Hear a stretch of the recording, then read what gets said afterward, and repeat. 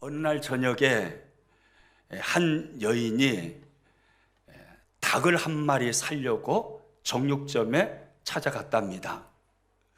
늦은 시간이었기에 주인 아저씨는 이제 문을 닫으려고 정리를 하고 있는 중이었습니다. 아주머니가 문을 열고 들어가서 말합니다. 아저씨, 늦어서 죄송합니다만 제가 닭이 필요해서 그러는데 닭 좀 살 수 있을까요? 그러자 이 주인 아저씨는 정리하다가 멈추고 냉장고로 걸어갔습니다. 열어보니까 닭이 딱 한 마리가 있는 거예요. 그래서 그 한 마리를 꺼내서 저울에 올렸습니다. 3kg이 나왔습니다. 그러자 이 여인이 그러는 거예요. 아무래도 좀 적은 것 같아요. 다른 큰 걸로 좀 주세요. 그러니까 이 주인 아저씨가 그걸 가지고 다시 냉장고로 갑니다. 그리고 문을 열어가지고 너는 척 했다가 그걸 다시 꺼내왔습니다. 냉장고에는 닭이 한 마리밖에 없었기 때문입니다. 꺼내와서 저울에 올렸습니다. 이번에는 4kg이 나왔습니다. 올리고 몰래 손가락으로 저울을 살짝 눌렸어요. 그래서 4kg이 나오니까 아이고 아저씨 이게 좋네요. 이걸로 싸주세요 하고 값을 지불하고 그 아주머니는 닭 한 마리를 사서 그 정육점을 나왔습니다. 나갔는 줄 알았는데 다시 그 아주머니가 들어오는 거예요. 그러면서 이렇게 말합니다. 아무리 생각해도 이 한 마리로는 부족할 것 같아요. 아까 그 한 마리 그것도 마저 주세요. 그래서 얼마나 자신의 거짓 행위로 인해서 이 주인 아저씨가 당황했겠습니까?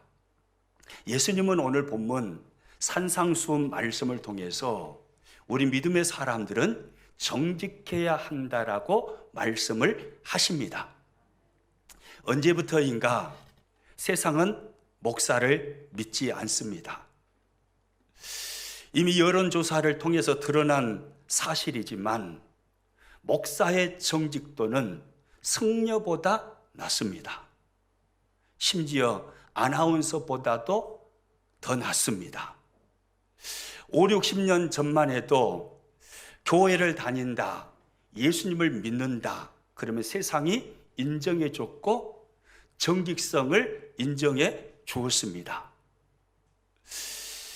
아무리 형편없는 사람도 교회를 나가면 달라질 것이라고, 새 사람이 될 것이라고 사람들은 생각을 해 주었습니다. 그런데 오늘날은 아닙니다. 어떤 사람이 나는 예수님을 믿는 사람입니다. 혹 나에게 손해가 일어나도 내가 욕을 먹어도 저는 절대로 거짓말을 할 수 없습니다. 라고 남다른 정직함을 드러내 보이면 깜짝 놀랍니다. 그리고 세상은 감동을 받습니다. 그러면서 그런 말을 합니다. 교회 다니는 사람들 중에도 이렇게 정직한 사람이 있네요. 이럽니다. 여러분 무슨 말입니까? 오늘날 더 이상 세상은 교회의 정직성을 믿지 않는다는 것입니다. 교회를 바라볼 때 정직한 공동체로 보지 않습니다. 참으로 가슴 아픈 이야기입니다. 하나님 앞에 부끄러운 이야기입니다. 그러기에 우리는 오늘 본문을 통해서 예수님께서 말씀하시는 이 산상수훈의 말씀을 귀 기울여 들어야 합니다. 이 말씀이 거짓이 난무하는 이 세상을 살아가면서 거짓을 어쩔 수 없이 행할 수밖에 없는 우리들이기에 우리의 마음을 찌르기도 하고 우리의 부끄러운 모습이 드러나기도 하겠지만, 그러나 우리는 주님의 이 말씀을 겸손히 아멘으로 받아야 할 줄로 믿습니다. 아멘으로 받아서 이 말씀대로 순종해야만 우리가 사는 것입니다. 이 길만이 살 길이기 때문에 우리는 주님께서 우리들에게 요청하시는 정직을 소홀히 여기서도 안 되고 가볍게 생각해서도 안 되고 정직을 생명처럼 여기며 우리는 신앙생활을 해야 할 것입니다.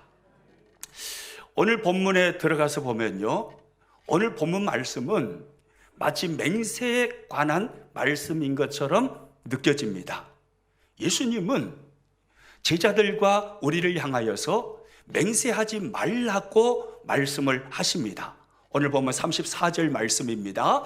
나는 너희에게 이르노니 도무지 맹세하지 말지니, 도무지 맹세하지 말지니, 절대로 맹세하지 말라라는 강한 어조의 주님의 말씀입니다.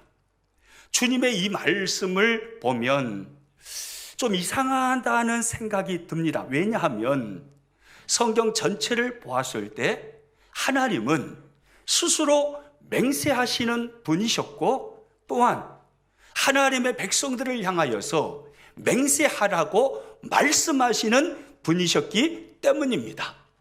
창세기 22장에 가서 보면요, 하나님께서 아브라함에게 맹세하시는 장면이 나옵니다. 아브라함이 독자 이삭을 모리아 산으로 데려가서 번제로 드리는 시험을 통과한 후에 하나님은 아브라함에게 찾아오셔서 이렇게 말씀을 하셨습니다. 창세기 22장 26절 27절입니다. 이르시되 여호와께서 이르시기를 내가 나를 가리켜 맹세하노니 내가 이같이 행하여 내 아들 내 독자도 아끼지 아니하였은즉 내가 내게 큰 복을 주고 내 씨가 크게 번성하여 하늘의 별과 같고 바닷가의 모래와 같게 하리니. 이 말씀 잘 봐보세요. 하나님은 스스로 맹세하시는 하나님이십니다. 내가 나를 가리켜 맹세하노니, 하나님보다 더 높은 신분이 없기에 하나님은 당신의 이름을 걸고 스스로 맹세하셨습니다. 어떤 맹세입니까? 아브라함아, 내가 내게 큰 복을 주고 내 씨가 크게 번성하여 하늘의 별과 같고 바닷가의 모래와 같게 하리라. 이것이 아브라함에게 하신 하나님의 맹세였습니다. 그리고 하나님은 이 맹세를 지키셨습니다. 하나님은 스스로 맹세하시는 하나님이십니다. 그리고 또한 하나님은 하나님의 백성에게 너희도 맹세하라고 말씀을 하십니다. 신명기 6장 13절입니다. 내 하나님 여호와를 경외하며 그를 섬기며 그의 이름으로 맹세할 것이니라. 하나님의 이름으로 맹세할 것이니라. 분명히 성경은 이렇게 말씀합니다. 그런데 이상합니다. 오늘 보면 산상수훈에서 주님이 설교하시며 말씀하시면서 오늘 본문에서는 맹세하지 말라, 도무지 맹세하지 말라 라고 강조하여서 주님이 말씀하십니다. 이 말씀을 하시는 주님은 하나님이심을 우리는 믿습니다. 여러분, 그러면 하나님께서 한 입 가지고 두 말씀 하시겠습니까? 아니잖아요. 하나님은 일구이연하시는 하나님이 아니심을 우리는 확신합니다. 그렇다면 예수님께서 본문에서 말씀하시는 맹세하지 말라는 이 말씀의 진의, 진짜 의미는 무슨 말씀일까요? 오늘 보면 33절로 올라가 봅니다. 같이 읽습니다. 또 옛사람에게 말한 바 헛맹세를 하지 말고 내 맹세한 것을 주께 지키라 하였다는 것을 너희가 들었으나. 예수님은 말씀을 하시고 제자들은 산 위에서 주님의 말씀을 듣고 있습니다. 주님의 교훈을 받습니다. 말씀하시는 주님이 말씀을 듣고 있는 제자들에게 하시는 말씀입니다. 너희가 헛맹세를 하지 말고 내 맹세한 것을 주께 지키라는 것을 들었으나, 제자들은 이 가르침을 누군가로부터 받았다 이 말씀이잖아요. 헛맹세를 하지 말고 내 맹세한 것을 주께 지키라. 맹세를 하되 맹세한 것은 반드시 지켜야 된다 라고 누군가에게 가르침을 받았고 누군가에게 들었다 이 말입니다. 너희가 들었지 않느냐 이 말씀이죠. 그러면 생각해 보십시오. 제자들이 이 맹세에 대한 하나님의 말씀을 누구에게 들었고 누구에게 가르침을 받았을까요? 당시에, 예수님 당시에 하나님의 말씀과 율법을 가르쳤던 사람들은 바리새인들과 서기관들이었습니다. 그러면 예수님의 제자들 역시 바리새인들과 서기관들을 통해서 맹세에 대한 이 교훈을 가르침을 받았고 들었지 않았겠습니까? 그 말씀이에요. 그런데 제자들을 그렇게 가르쳤던, 맹세에 대하여 교훈을 말했던 바리새인들과 서기관들, 그들은 어떤 사람이었을까요? 예수님은 바리새인과 서기관들의 특징에 대해서 이렇게 말씀을 하셨습니다. 마태복음 23장 13절 말씀입니다. 화 있을진저 외식하는 서기관들과 바리새인들이여, 너희는 천국문을 사람을 앞에서 닫고 너희도 들어가지 않고 들어가려 하는 자도 들어가지 못하게 하는도다. 예수님께서 서기관들과 바리새인들을 향하여 진노하시며 그들을 책망하십니다. 책망하시면서 하시는 말씀입니다. 화 있을진저 뭐하는 서기관들과 바리새인들이여, 그렇게 말씀하시나요? 외식하는. 당시에 서기관들과 바리새인들의 특징은 외식이었습니다. 외식이 무슨 말입니까? 겉과 속이 다르다는 말입니다. 거짓말쟁이라는 말입니다. 이들이 바로 바리새인들과 서기관들이었습니다. 예수님의 말씀을 받고 있는 제자들은 이 거짓말쟁이요, 겉과 속이 다른 외식주의자들, 그들을 통해서 들었고 맹세에 대한 교훈을 받은 것입니다. 그러면 다시 33절로 가서 읽어봅니다. 시작. 또 옛사람에게 말한 바 헛맹세를 하지 말고 내 맹세한 것을 주께 지키라 하였다는 것을 너희가 들었으나, 헛맹세를 하지 말고 내 맹세한 것을 주께 지키라, 이렇게 가르친 사람들이 누구였다고요? 바리새인들과 서기관들이었습니다. 그들의 특징이 뭐였다고요? 외식이었습니다. 거짓말쟁이였습니다. 그러니까 외식하면서 거짓말을 일삼는 자들이 단에 올라가서 맹세에 대해서 가르치는 것입니다. 이게 무슨 말이겠어요? 맹세를 통해서 자신의 거짓을 덮어버리는 거죠. 맹세를 가르치면서 나는 깨끗하다 이 말이에요. 나는 이렇게 맹세하는 사람이니까 거짓말하지 않는 사람이다라는 것을 서기관들과 바리새인들이 말하고 있는 것입니다. 맹세에 대한 하나님의 말씀을 악용하는 거죠. 그러니까 예수님께서 맹세에 대해서 말씀하시는 이유가 뭐겠어요? 서기관들과 바리새인들처럼 거짓말해서는 안 된다 이 말씀이잖아요. 맹세를 악용해서, 맹세를 이용해서 너희가 거짓말하면서 정직하지 않는 삶을 살아서는 안 된다는 것을 주님이 말씀하시는 것입니다. 예수님은 계속해서 맹세하지 말라고 오늘 본문에서 말씀하시는데, 하나님의 이름으로 뿐만이 아니라 하늘로도 맹세하지 말라고 하십니다. 34절입니다. 나는 너희에게 이르노니 도무지 맹세하지 말지니 하늘로도 하지 말라. 이는 하나님의 보좌임이라. 하늘로도 맹세하지 말라. 그리고 또 말씀합니다. 땅으로도 예루살렘으로도 맹세하지 말라 하십니다. 35절입니다. 땅으로도 하지 말라. 이는 하나님의 발등상이요. 예루살렘으로도 하지 말라. 이는 큰 임금의 성임이요. 땅으로도 예루살렘으로도, 그리고 너의 머리로도 맹세하지 말라고 하십니다. 36절입니다. 내 머리로도 하지 말라. 이는 내가 한 터럭도 희고 검게 할 수 없습니다. 하나님의 이름뿐만이 아니라 하늘로도 맹세하지 말라, 땅으로도 맹세하지 말라, 예루살렘으로도 맹세하지 말라, 너의 머리로도 맹세하지 말라. 예수님은 맹세하지 말라고 계속해서 반복하시면서 말씀하십니다. 그리고 결론에 와서 예수님은 37절에서 이렇게 말씀을 하셨습니다. 결론 37절 말씀 가지고 있습니다. 오직 너희 말은 옳다 옳다 아니라 아니라 하라. 이에서 지나는 것은 악으로부터 나느니라. 할렐루야. 여러분, 이 말씀이 무슨 말씀입니까?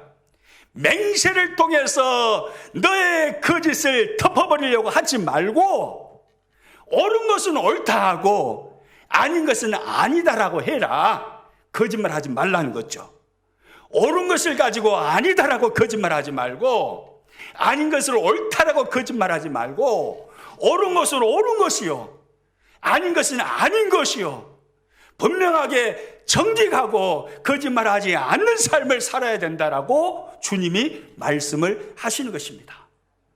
그러므로 오늘 본문을 통해서 산상수훈 이 말씀으로 우리들에게 가르치시고 교훈하시는 주님의 말씀은 정직입니다. 크리스찬이 정직해야 한다는 것입니다. 예수님 믿는 사람들이 바르고 진실되고 정직해야 한다는 것을 주님이 말씀하십니다. 주님을 섬기는 교회가 거짓돼서는 안 되며 교회가 정직해야 된다라고 주님이 말씀을 하십니다. 지금은 고인이 되었습니다마는 한때 한국 교회의 큰 어른이셨던 옥하는 목사님이 계십니다. 아마 옥하는 목사님 우리 세대 분이시잖아요. 그래서 잘 아실 것입니다.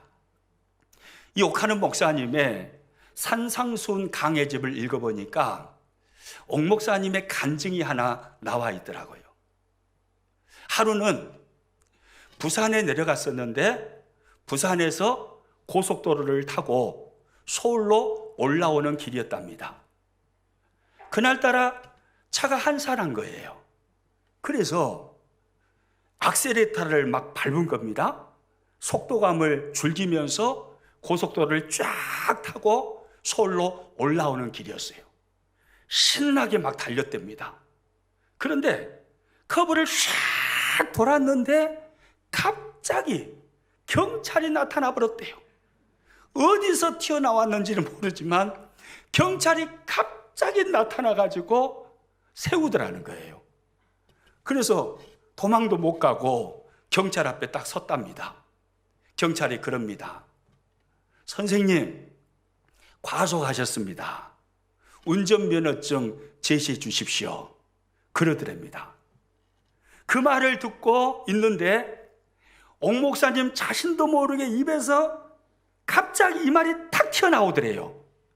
사실은요, 제가 목사입니다. 목사인데 목사가 뭔 거짓말을 하겠어요. 저 과속 안 했어요. 그 말이 자기도 모르게 불쑥 튀어나와버리더라는 거예요. 그래서 그것 때문에 얼마나 두고두고 후회가 되고 그것만 생각하면 얼굴이 후끈거리면서 부끄러움을 느낀다라는 그런 감정이 적어져 있는 걸 보았습니다. 우리는 어떻습니까? 저와 여러분은 과속 운전하다가 걸려가지고 거짓말 한 적은 없으신지요?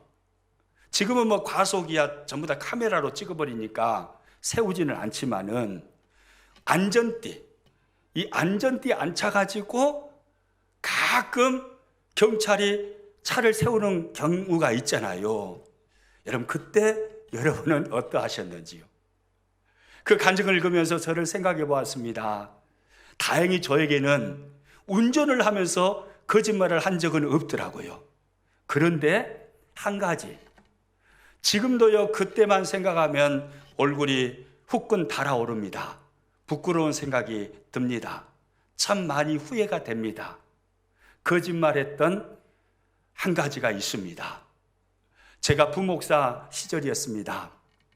부목사로 열심히 교회를 섬기고 있는데 어느 날 주일 저녁에 담임 목사님께서 설교를 하시는데 설교 내용이 심는 대로 거두게 하시는 하나님이라는 내용이었습니다. 핵심은 그거잖아요. 그러므로 여러분, 자녀를 위해서 잘 심어야 합니다. 믿음의 삶 잘 살아야 합니다. 이게 핵심이었을 거 아닙니까? 이 핵심을 가지고 목사님이 말씀을 전하시는데 이런 말씀을 하시는 거예요. 하나님은 심는 대로 거두게 하시는 하나님이시기 때문에 신앙의 1대인 사람보다 신앙의 2대인 사람, 3대인 사람, 4대인 사람, 5대인 사람을 하나님께서 허벌나게 멋지게 더 써버리신다는 거예요. 그리고 그들에게 엄청난 복을 주신다는 거예요. 그러면서 서울사랑의 교회 오정현 목사님 이야기를 하시고 분당 우리 교회 이찬수 목사님 이야기를 하셨습니다. 그분들은 신앙의 몇 대이신 분들이잖아요. 그래서 하나님이 그들에게 그렇게 복을 주신다라고 말씀을 하셨습니다. 그리고 설교가 딱 끝나버렸어요. 제 입장에서는 너무 서운했습니다. 왜냐하면 저는 신앙의 1대이기 때문입니다. 아니 목사님, 그렇게 설교를 끝내실 것이 아니라 그렇게 설교를 하신 후에 마무리 단계에서 여러분 혹시 1대이신 분도 속상하게 생각하지 마세요. 1대도 하나님 앞에 열심히 심으면 여러분의 인생에서 하나님은 놀랍게 쓰실 것입니다. 이렇게 설교했으면 얼마나 좋았겠어요. 오메오메, 아니 목사님 그렇게 마무리를 하시지 어쨌다고 1대인 사람들은 다 상처받으라고 저렇게 2대에서 5대까지만 막 허벌나게 설교를 하시고 끝내버리실까? 이런 소원한 마음이 막 드는 거예요. 그리고 마음에서 화가 나는 거예요. 나는 뭐요 그러면? 나는 1대인데 나는 뭐요?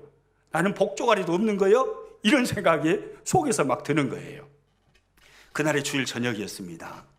주일 저녁 설교를 마치고 담임 목사님은 부흥집회 하신다고 짐 싸고 떠나셨습니다.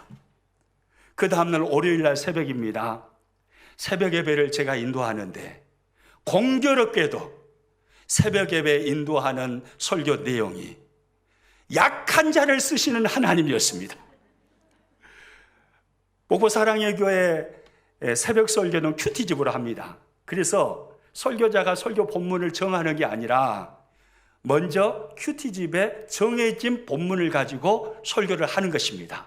그래서 피해서 할 수는 없어요. 설교 내용이 약한 자를 쓰시는 하나님이에요. 옳다 잘됐다 해가지고 여러분 하나님은 신앙의 2대, 3대, 4대, 5대도 쓰시지만 1대도 쓰십니다. 정필도 목사님을 보십시오. 1대 쓰시잖아요. 조영기 목사님을 보십시오. 1대 쓰시잖아요. 아브라함도 1대였습니다. 예수님의 제자들도 다 1대였습니다. 바울도 1대였습니다. 그러면서요 목사님도 안 계시는데 막 허벌나게 열변을 토하면서 여러분 하나님은 약한 자도 쓰십니다 라고요 허벌나게 막 설교를 했어요. 거짓말은 아니죠. 그런데 제 마음으로는 어제 목사님 설교는 틀렸단게요. 어제 목사님 설교는 틀린 거예요. 제 마음에는 그렇게 말하고 있는 거예요. 물론 대놓고 목사님 설교 틀렸습니다 이런 말은 안 했죠. 그런데 제 마음에는 어제 저녁 목사님 설교는 틀렸습니다. 여러분 목사님 설교 틀렸단게라 이렇게 말하고 있는 거예요. 그런데 월요일날 그날 오후였습니다. 전화가 왔습니다. 보니까 담임 목사님 번호예요. 긴장이 얼마나 됩니까? 전화를 받았습니다.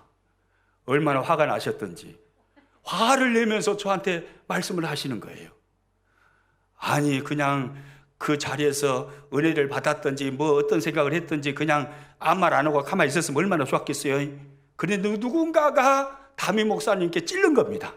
전화를 해가지고 아이 장 목사가 오늘 설교를 했는데 목사님 어제 목사님은 신앙의 2대 3대 4대 5대 허벌나게 하나님이 멋지게 쓰신다고 했는데 아이 장 목사님은 1대도 멋지게 쓰신다고 아이 막 어제 목사님 설교가 틀렸다는 식으로 설교를 하더란게요. 누가 그렇게 찔렀나 봐요.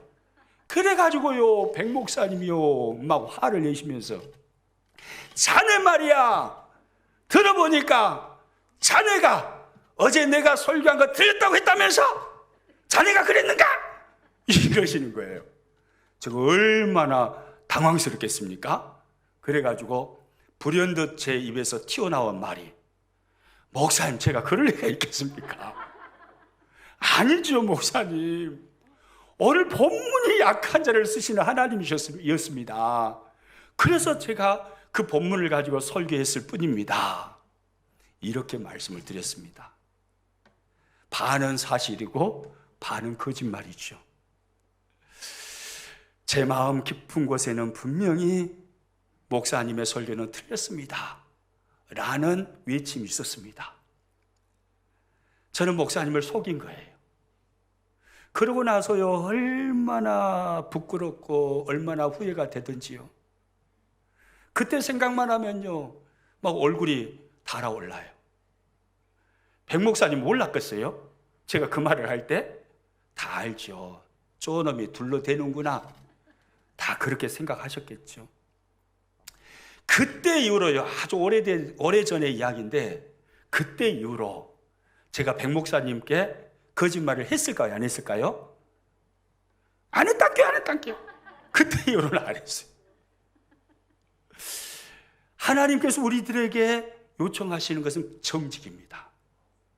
욕을 먹더라도, 손해를 보더라도, 핍박을 당하더라도, 정직한 것 때문에 고난을 당하더라도, 혹 십자가를 지는 일이 생기더라도 그래도 정직해야 된다라고 말씀합니다. 우리가 사는 시대는요, 정직하게 살기가 참 어려운 시대입니다. 거짓말이 난무합니다. 아첨과 곤모술수가 난무한 시대입니다. 정직하게 살았다가는 오히려 손해보는 시대, 정직한 자는 바보가 되는 시대, 우리가 살아가는 세상은 그렇습니다. 섹스피어라는 작가를 아실 겁니다. 섹스피어는 오셀로라는 희곡에서 주문처럼 반복하며 세상을 이렇게 정의하였습니다. 오, 기괴한 세상, 조심하라. 이 세상 사람들이여, 정말 조심할지어다. 솔직하고 정직하다는 것은 안전한 것이 못 되느니라. 가슴 아픈 한마디입니다. 솔직하고 정직하다는 것은 안전한 것이 못 되느니라. 우리가 살고 있는 세상이 바로 이렇습니다. 솔직하고 정직한 사람은 손해를 보는 세상, 오히려 욕을 먹는 세상, 안전하지 못한 세상. 대선 후보들이 선거운동을 시작을 했습니다. 2030 세대, 중도인 사람들, 그들의 표심을 잡지 못하는 이유가 여기에 있지 않을까요? 세상은 정직보다 능력을 소중히 여깁니다. 정직하지 않아도 괜찮다고 그럽니다. 능력만 있으면 괜찮다고 그럽니다. 나라를 부강하게 할 수 있는 능력만 있는 자라면 정직이 무슨 문제든 그것은 별 큰 문제가 아니라고 그럽니다. 이것이 세상입니다. 그러나 예수님은 다르게 말씀하십니다. 세상에서 바보가 될지라도, 세상에서 성공하지 못할지라도 너희는 정직해야 된다. 이것이 주님의 말씀입니다.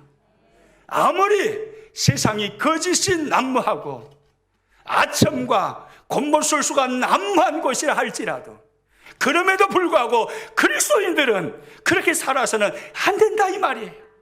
그리스도인들은 정직해야 된다 이 말입니다. 그리스도인들은 진실해야 된다 이 말입니다. 세상 모든 사람들이 교회를 생각할 때 교회는 정직한 곳이야. 예수님을 믿는 사람을 만났을 때 교회 다닙니다. 그러면은 당신의 말은 내가 믿을 수 있겠군요. 이런 신뢰를 줄 수 있는 정직한 사람들, 주님이 요청하시는 것은 바로 그것인 것입니다. 아멘입니까? 여러분, 우리는 그러므로 정직해야 됩니다. 어떤 경우에도 저처럼 둘러서 말하면 안 되는 거예요. 정직해야 됩니다. 바르게 말해야 됩니다. 저 그때 백 목사님 속이고 나서 얼마나 후회를 많이 했는지 몰라요. 야, 내가 이 정도밖에 되지 않는 사람이구나. 정직하게 말할 걸. 목사님, 사실은요, 제가 서운해서 그랬습니다. 제가 일대인데 목사님 어제 저녁 설교 듣고 제가 서운해서 저도 모르게 그렇게 말을 해버렸습니다. 그렇게 이야기했으면 얼마나 좋았겠어요. 그런데 이 입이 문제. 그런데 이 입에서 그렇게 안 튀어나오더란 게요. 예수님이 원하시는 것은 정직입니다. 어떤 경우에도 정직하라는 것이 주님의 가르침입니다. 여러분, 그러면 우리 그리스도인들, 우리 믿음의 사람들이 정직해야 할 이유가 무엇일까요? 왜 우리는 정직해야 합니까? 오늘 설교를 준비하면서요, 성경 전체에서 이렇게 세 가지를 제 스스로 답을 내려봤습니다. 첫 번째입니다. 우리 화면 보고 같이 읽습니다. 우리는 예수님을 따르는 제자이기 때문입니다. 아멘입니까? 저와 여러분은 예수님을 따르는 제자예요. 마귀를 따르는 마귀 제자가 아닙니다. 우리는 예수님의 제자인 줄로 믿습니다. 예수님은 정직하신 분이셨습니다. 우리를 구원하시기 위해서 이 땅에 오신 주님은 33년을 이 땅에 사시면서 단 한마디의 거짓말도 하지 않으셨습니다. 그분에게는 죄가 없으셨거든요. 이사야 선지서를 읽어보면 우리를 구원하시기 위해서 이 땅에 찾아오실 메시아에 대하여서 애언하는 내용이 많이 나오는데, 그 중에 이사야 53장 9절에 가서 보면 이런 말씀이 있습니다. 같이 한번 읽습니다. 그는 강포를 행하지 아니하였고 그의 입에 거짓이 없었으나 그의 무덤이 악인들과 함께 있었으며 그가 죽은 후에 부자와 함께 있었도다. 예수님에 대한 애언의 말씀입니다. 그의 입에 무엇이 없었다고요? 거짓이 없었으나. 예수님의 입에는 거짓이 없었다는 것입니다. 예수님은 이 애언의 말씀처럼 이 땅에 오셔서 단 한마디도 거짓으로 포장하지 않았습니다. 부풀려서 말씀하지도 않으셨습니다. 정확하게 옳은 것은 옳다, 아닌 것은 아니다라고 정확하게 말씀하신 분이셨습니다. 저 여러분, 예수님을 따르는 예수님의 제자이십니까? 아멘입니까? 옆 사람에게 한번 물어보세요. 지비는 예수님의 제자요? 물어보십시오. 그런다 합니까? 그런다 하죠. 여러분, 우리는 예수님의 제자입니다. 왜 우리가 정직해야 됩니까? 예수님의 제자이기 때문이에요. 예수님을 따르는 예수님의 제자이기 때문에 우리의 스승 되시는 주님이 거짓말하지 않으셨으므로 우리도 거짓말하지 않아야 되는 것입니다. 손해를 보더라도, 욕을 먹더라도요, 예수님처럼 십자가를 지는 상황이 나에게 일어난다 할지라도, 그럴지라도 우리는 거짓말을 해서는 안 됩니다. 정직해야 됩니다. 이것이 주님의 가르침입니다. 그리고 두 번째, 우리가 정직해야 할 이유, 화면 보고 또 같이 읽습니다. 하나님께서 정직한 자에게 복을 주시기 때문입니다. 할렐루야. 하나님은 우리에게 복 주시기를 기뻐하시는 하나님이십니다. 믿으십니까? 복 주시기를 좋아하시는 하나님이십니다. 믿으십니까? 그런데요, 하나님은 어떤 자에게 복을 주신다고요? 정직한 자에게 복을 주시는 것입니다. 여러분, 성경을 읽어보면요, 하나님은요, 거짓말을 극도로 싫어하시고 미워하십니다. 거짓을 행하는 자, 거짓말, 하나님은 극도로 싫어하시는 하나님이십니다. 그래서요, 10계명 중에 9계명을 가서 보면 거짓 증거에 대한, 거짓말에 대한 계명을 거기다 넣어 놓으셨습니다. 출애굽기 20장 16절 말씀 같이 읽습니다. 내 이웃에 대하여 거짓 증거하지 말라. 할렐루야. 내 이웃에 대하여 뭐 하지 말라고요? 거짓 증거하지 말라요. 얼마나 하나님께서 거짓말을 싫어하셨으면 십계명에다가 거짓 증거하지 말라라고 계명으로 넣어 놓으셨겠습니까?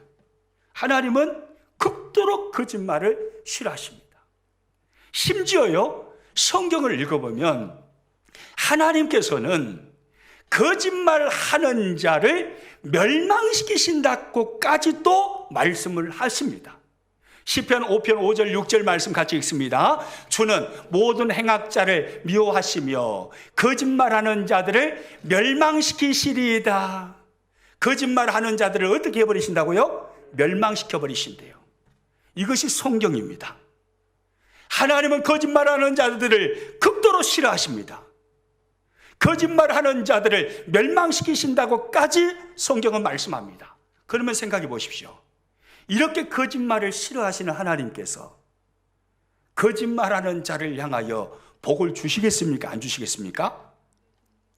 1번 그래도 복을 주실 것 같다. 2번 안 주실 것 같다. 1번입니까? 2번입니까? 여러분 생각은? 그래도 하나님 복 주셔야지요.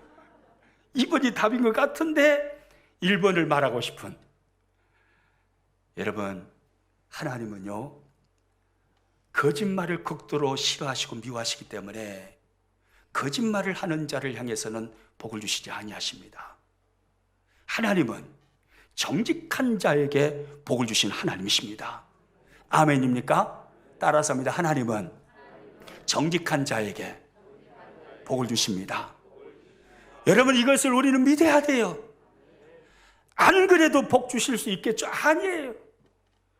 하나님은 우리가 거짓말할 때 영광을 받지 않으신다니까요. 하나님은 기뻐하지 않으신다니까요. 싫어하신다니까요. 극도로 싫어하십니다. 거짓말하지 않는 정직한 자에게 하나님은 복을 주십니다. 그러므로요, 혹 지금 예배하고 있는 저와 여러분 중에 혹 속으로 지금 어떤 사건이 나에게 일어나 있는데 이것에 대해서 사실대로 말해야 될까?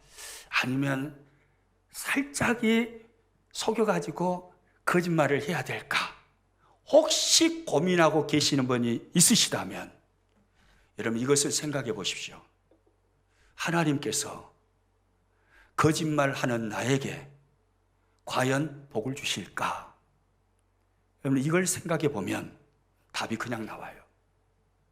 하나님은 정직한 자에게 복을 주십니다. 정직한 자를 쓰시는 것입니다. 정직하게 살면 세상에서 욕먹을 수 있어요. 손해볼 수 있어요. 피해를 봅니다. 실제적으로 섹스피어가 이야기했던 것처럼 정직하게 산다는 것은 세상 삶이 안전하지 않다는 이야기일 수도 있습니다. 정직한 것 때문에 자신의 인생에 큰 마이너스가 될 수 있습니다. 그러나 우리가 믿는 것은 인생의 생사화복을 주장하시는 분은 하나님이십니다. 아멘입니까? 역사를 움직이시는 분은 하나님이십니다.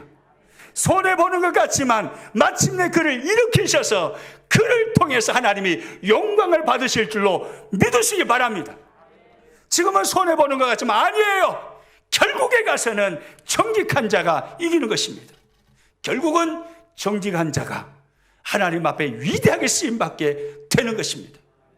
그러므로 저와 여러분 정직을 생명처럼 여기시기를 축복합니다. 하나님의 교회를 섬기면서 하나님의 교회를 섬기는 그리스도인으로서 세상을 살아가면서 우리는 정직을 생명처럼 여겨야 합니다.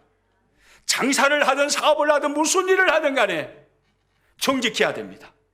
손해보더라도 정직해야 됩니다. 사업하다가 망해도 정직해야 됩니다. 그게 우리 그리스도인들의 모습이에요. 정직해야 돼요. 하나님은 정직한 자에게 복을 주십니다. 그리고 세 번째, 또 중요한 이유가 있어요. 우리가 정직해야 할 이유. 세 번째 화면과 또 같이 읽습니다. 우리가 진실해야 세상을 구원하고 변화시킬 수 있기 때문입니다. 우리가 진실해야, 정직해야 세상을 구원하고 변화시킬 수 있습니다. 여러분, 우리는요, 하나님께로부터 세상 속에서 진리를 말하고 복음을 전하는 자들로 보내심을 받은 자입니다. 아멘입니까? 우리가 살아가는 이유가 바로 그거예요. 어두운 세상 속에 빛으로 찾아와서, 소금으로 찾아와서 어두운 세상 속에 진리를 말하는 사람들, 복음의 생명을 말하는 사람들, 그 사람들로 우리는 보냄을 받았습니다. 마가복음 16장 15절 말씀입니다. 또 이르시되 너희는 온 천하에 다니며 만민에게 복음을 전파하라. 할렐루야. 온 천하에 다니며 만민에게 뭘 전파하라고요? 복음을 전파하라. 이것이 우리의 사명입니다. 이것이 우리의 본분입니다. 이것이 우리가 살아야 할 이유입니다. 복음을 전하는 자로 보내심을 받은 것입니다. 하나님의 진리를 세상 어두운 곳에 가서 선포하는 자로 보내심을 받은 것입니다. 그런데 세상 속에서 우리의 정직성을 의심받고 있다면, 우리가 입술을 열어서 아무리 복음을 전한다 하여도 누가 우리가 전하는 복음을 믿을까요? 세상 속에서 교회가 정직성을 의심받고 있다면, 아무리 진리를 선포한다 한들 세상에 교회를 믿어줄까요? 아니잖아요. 가슴 아픈 통계가 있습니다. 세상은 한국 교회를 더 이상 믿지 않습니다. 이건 정말 가슴 아픈 통계입니다. 해년마다 교회 등록수 통계가 총회로 이렇게 올라갑니다. 한국 안에 교회가 한 6만 교회가 있다고 그럽니다. 각 교회에서 교인 수, 등록수, 통계가 이렇게 올라가서 합산이 되는 것입니다. 물론 이동 교인들이 있기 때문에 이 교회 가서 등록하고 또 저 교회 가서 등록하고 또 다른 교회 가서 등록하고 그런 경우도 있겠죠. 그런데 놀라운 것은 한국의 6만 교회 모든 교인수, 등록 교인수를 다 합쳐봤더니 우리나라 인구보다 더 많아요. 5천만이 넘어버려요. 이런 웃지 못할 통계, 이게 지금 교회 현실입니다. 여러분, 이 교회를 보고 누가 믿을까요? 교회 공동체 정직성을 정부가 인정을 할까요? 한국의 인구보다 등록교인이 더 많은 한국교회, 이것이 우리의 정직성의 현주소입니다. 복음을 전해야 하는 사명을 가지고 우리는 이 땅에 태어났습니다. 아멘입니까? 우리는요, 진리를 말해야 되는 사람으로 보내심을 받은 사람입니다. 그런데 우리 입술이 부정하고 세상이 우리를 정직하다고 말하지 않는데 누가 우리가 전하는 복음을 누가 믿을 것이며 또 거짓말하네, 또 거짓말하네, 그러지 않겠습니까? 여러분, 그러므로요, 우리는 정직해야 됩니다. 죽어도 정직해야 됩니다. 할렐루야. 따라서 합니다. 나는 죽어도 정직하겠습니다. 다시 한번요. 나는 정직을 생명처럼 여기겠습니다.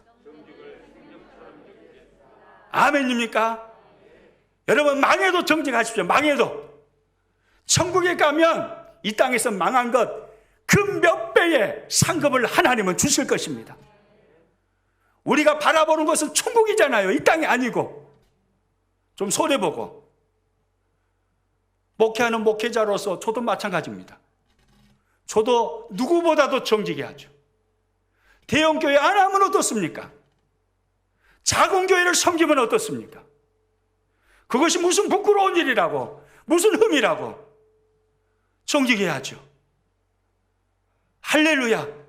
정직해야 합니다. 에베소서에 가서 보면요, 사도 바울은 그리스도 안에서 새 사람을 입은 사람들에 대하여서 이렇게 말씀을 합니다. 에베소서 4장 25절 말씀 같이 읽습니다. 그런즉 거짓을 버리고 각각 그 이웃과 더불어 참된 것을 말하라. 이는 우리가 서로 지체가 됨이라. 그런즉 무엇을 버리고요? 거짓을 버리고 각각 그 이웃과 더불어 뭘 말하라고요? 참된 것을 말하라. 이 사람이 그리스도인입니다. 성경이 정의하는 그리스도인 바로 이 사람입니다. 거짓을 버리고 참된 것을 말하는 이 사람이 그리스도 안에서 거듭난 새 사람인 것입니다. 여러분, 그런데 이렇게 사는 게 쉬워요, 어려워요? 어렵습니다. 정말로 어렵습니다. 옥하는 목사님처럼 그렇게 훌륭하신 목사님도 순간 자기도 모르게 거짓이 튀어나오는 게 우리 본성입니다. 우리는 그렇게 연약한 존재입니다. 그러므로 오늘 말씀의 결론입니다. 그러므로 우리는 다윗이 시편에서 하나님 앞에 기도했던 그 기도의 내용을 나의 기도의 제목으로 가지고 와서 끊임없이 이 기도로 하나님께 부르짖어야 할 것입니다. 시편 51편 10절입니다. 같이 읽습니다. 하나님이여, 내 속에 정한 마음을 창조하시고 내 안에 정직한 영을 새롭게 하소서. 할렐루야. 다시 한번 읽습니다. 시작. 하나님이여, 내 속에 정한 마음을 창조하시고 내 안에 정직한 영을 새롭게 하소서. 다윗의 이 기도의 제목이 나의 기도 제목이 되어야 합니다. 하나님, 나는 부족합니다. 정직하게 살고 싶습니다. 진실하고 싶습니다. 죽어도 진실하고 싶습니다. 생명 걸고 정직하게 살고 싶습니다. 내가 망하는 인생이 되어도 정직하고 싶습니다. 십자가를 지는 한이 있더라도, 고난 속에 살아가는 한이 있더라도 나는 정직하고 싶습니다. 그러나 나는 연약합니다. 그러므로 하나님 도와주십시오. 내 속에 정한 마음을 창조하여 주옵소서. 내 속에 정직한 영으로 새롭게 하여 주옵소서. 할렐루야. 우리 그렇게 기도할 수 있기를 축복합니다. 하나님이 도와주셔야 합니다. 은혜 받은 자가 이 말씀을 살아낼 수 있는 것입니다. 하나님이 도와주셔서 성령으로 우리의 영을 정직하게 하시고 정하게 하여 주시고 우리 입술을 정직하게 해주실 때 우리는요, 우리의 죄악된 본성을 깨뜨려 버리고 우리는 죽어도 정직한 자로, 그래서 세상을 변화시키고 세상을 구원하는 그런 사람으로 쓰임받게 될 것입니다. 저와 여러분 승리하시기를 주님의 이름으로 축복합니다.